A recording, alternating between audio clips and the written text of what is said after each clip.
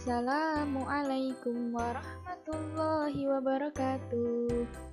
Halo anak-anak, bagaimana kabarnya hari ini? Semoga anak-anak selalu dalam keadaan sehat dan baik-baik saja. Pada pertemuan kali ini, kita akan belajar tema 5 muatan IPA dengan KD menerapkan sifat-sifat cahaya dan keterkaitannya dengan indera penglihatan dan menyajikan laporan hasil pengamatan atau percobaan yang memanfaatkan sifat-sifat cahaya.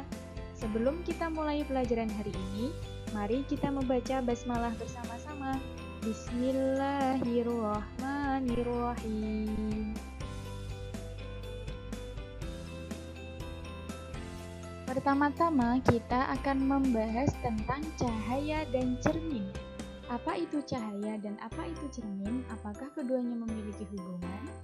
Cahaya adalah energi yang berbentuk gelombang elektromagnetik yang kasat mata dengan panjang gelombang sekitar 380 sampai 750 nanometer.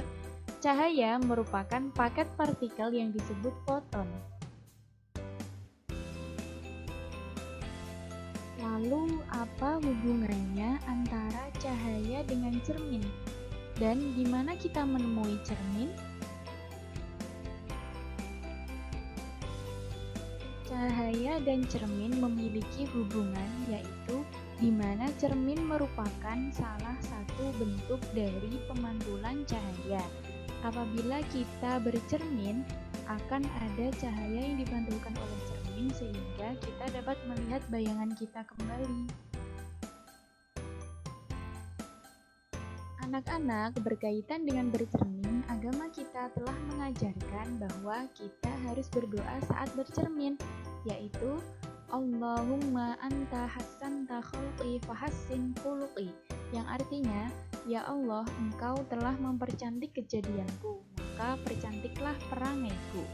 Selanjutnya kita akan belajar tentang terbuat dari apakah cermin itu. Cermin awalnya terbuat dari kepingan atau lembaran logam mengkilap. Biasanya logam perak atau logam tembaga apabila bayangan yang dipantulkan kembali adalah untuk dilihat. Tetapi juga bisa dari logam lain apabila hanya digunakan untuk memfokuskan cahaya. Berdasarkan bentuknya, cermin dibedakan menjadi 3, yaitu 1. Cermin datar, 2. Cermin cekung, 3. Cermin cembung. 1. Cermin datar. Cermin datar adalah cermin yang permukaan pemantulannya datar. Adapun sifat bayangan pada cermin datar yaitu 1. Maya, 2. Tegak, 3. Sama besar, 4. Jarak benda dengan cermin sama dengan jarak bayangan ke cermin, 5. Menghadap terbalik dengan bendanya. Seperti pada gambar berikut, silahkan anak-anak perhatikan, ada orang yang sedang bercermin. Cara kerja cermin datar ini menghasilkan gambar yang memiliki sebuah pembalikan dari kiri ke kanan. Saat kita sedang bercermin, tangan kanan kita di cermin berada di sebelah kiri dan tangan kiri kita di cermin berada di sebelah kanan. Karena cara kerja cermin datar menghasilkan gambar yang memiliki sebuah pembalikan. 2. Cermin cekung. Cermin cekung adalah cermin yang permukaan pemantulannya berupa cekungan atau bentuk cerminnya permukaannya ini melengkung ke bawah. Adapun sifat bayangan pada cermin cekung, 1. Ukuran bayangan diperbesar jika benda dekat dan ukuran bayangan diperkecil jika benda jauh. 2. Tegak jika benda dekat, terbalik jika benda jauh. 3. Bayangan semu jika benda dekat dan bayangan nyata jika benda jatuh. Adapun contoh dari cermin cekung ini misalnya bagian dalam sendok, kemudian lampu senter. 3. Cermin cembung. Cermin cembung adalah cermin yang permukaan pemantulannya berbentuk cembungan atau cerminnya memiliki memiliki permukaan pemantulan yang berbentuk melembung ke atas. Adapun sifat bayangan pada cermin cembung yaitu 1. Ukuran bayangan diperkecil dari ukuran benda yang sesungguhnya. 2. Bayangan tegak seperti bendanya. 3. Bayangan semu. Contoh dari cermin cembung ini yaitu pada spion mobil atau motor, kemudian pada bagian luar sendok. Nah, anak-anak, lalu apa saja manfaat cermin dalam kehidupan sehari-hari? Tentu saja, cermin sangat banyak manfaatnya. Adapun manfaat dari cermin datar yaitu perambatan cahaya secara lurus, digunakan dalam pembuatan periskop, pembuatan teropong prisma, pembangkit tenaga surya, pemanas air energi surya, dan digunakan untuk bercermin. Adapun manfaat cermin cekung yaitu yang pertama, cermin cekung digunakan sebagai pemantul pada lampu sorot mobil dan berbagai lampu sorot yang lain. Yang kedua, cermin cekung digunakan sebagai pemantul pada lampu senter. Yang ketiga, cermin cekung digunakan sebagai antena parabola penerima sinyal radio. Dan yang terakhir, cermin cekung digunakan sebagai pengumpul sinar matahari pada PLTS. Selanjutnya, manfaat cermin cembung yaitu yang pertama, cermin cembung dipakai sebagai kaca spion berbagai alat transportasi. Yang kedua, cermin cembung dipakai sebagai cermin pencegah tabrakan yang sering dipasang di pertigaan jalan atau di perempatan jalan. Setelah kita mempelajari tentang hubungan antara cermin dan cahaya, selanjutnya kita akan belajar mengenai penerapan sifat-sifat cahaya. Apa saja sifat-sifat cahaya? Silahkan anak-anak menyimak penjelasan berikut. Sifat-sifat cahaya. 1. Cahaya merambat lurus. Anak-anak silahkan perhatikan gambar percobaan berikut. Terdapat 3 karton yang sudah dipasang sejajar dan sudah dilubangi di atas meja, kemudian di ujung meja terdapat lilin yang menyala.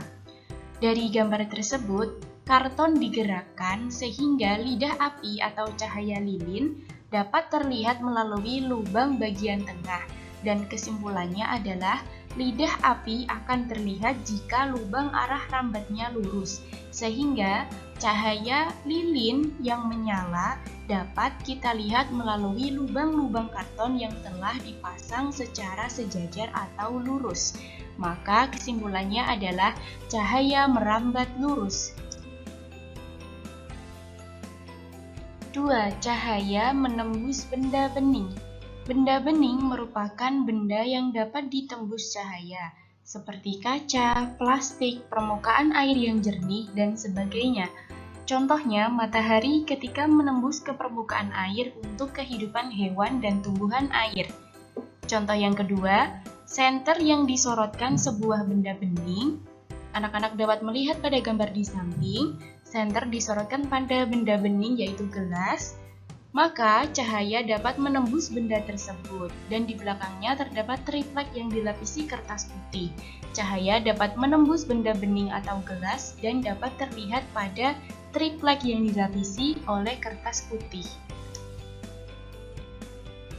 3. Cahaya dapat dipantulkan. Pemantulan cahaya adalah proses terpancarnya kembali cahaya dari permukaan benda yang terkena cahaya. Cahaya pantulan ini diterima mata sehingga benda dapat terlihat. Tanpa cahaya, benda tidak akan terlihat. Cahaya dapat dipantulkan melalui benda datar, misalnya cermin datar seperti pada gambar di samping. Ketika kita sedang bercermin, maka kita dapat melihat kembali pantulan gambar kita atau wajah kita pada cermin. 4. Cahaya dapat dibiaskan. Silahkan anak-anak memperhatikan gambar berikut. Pembiasan cahaya adalah pembelokan berkas cahaya yang melewati dua medium atau zat perantara tembus cahaya yang berbeda kerapatannya. Apabila cahaya merapat dari zat yang kurang rapat ke zat yang lebih rapat, cahaya akan dibiaskan mendekati garis normal. Misalnya, cahaya merambat dari udara ke air. 5. Cahaya dapat diuraikan. Anak-anak dapat memperhatikan gambar peristiwa terjadinya pelangi berikut. Cahaya matahari yang kita lihat pada umumnya berwarna putih. Cahaya matahari tersusun atas banyak cahaya warna. Cahaya putih seperti cahaya matahari termasuk jenis cahaya polikromatik, yaitu cahaya yang tersusun atas beberapa komponen warna, seperti warna merah, jingga, kuning, hijau, biru, nila, dan ungu pada pelangi. Lalu bagaimana terjadinya peristiwa pelangi? Mengapa terjadi peristiwa pelangi? Pelangi terjadi karena adanya peristiwa penguraian cahaya atau dispersi. Penguraian cahaya atau dispersi adalah penguraian cahaya putih menjadi berbagai macam warna setelah melewati prisma kaca atau titik air. Maka, pelangi dapat terjadi setelah adanya hujan. Penguraian cahaya putih atau polikromatik menjadi cahaya-cahaya Meiji-Kuibi-Niu, merah, jingga, kuning, hijau, biru, nila, dan ungu atau cahaya monokromatik inilah yang menghasilkan spektrum atau rentetan warna pada pelangi. Adapun contoh kejadian karena adanya peristiwa penguraian cahaya atau dispersi yaitu terjadinya pelangi, terjadinya halo matahari, terjadinya halo bulan, terjadinya sandok atau parhelion, dan balon air terlihat berbagai warna. Alhamdulillah, pelajaran kali ini muatan IPA tentang cahaya telah selesai. Mari kita menutup pembelajaran kali ini dengan membaca hamdalah dan doa kafaratul majlis bersama-sama. Alhamdulillahirabbil alamin. Subhanakallahumma wa bihamdik. Asyhadu an la ilaha illa anta astaghfiruka wa atubu ilaik. Terima kasih. Wassalamualaikum warahmatullahi wabarakatuh.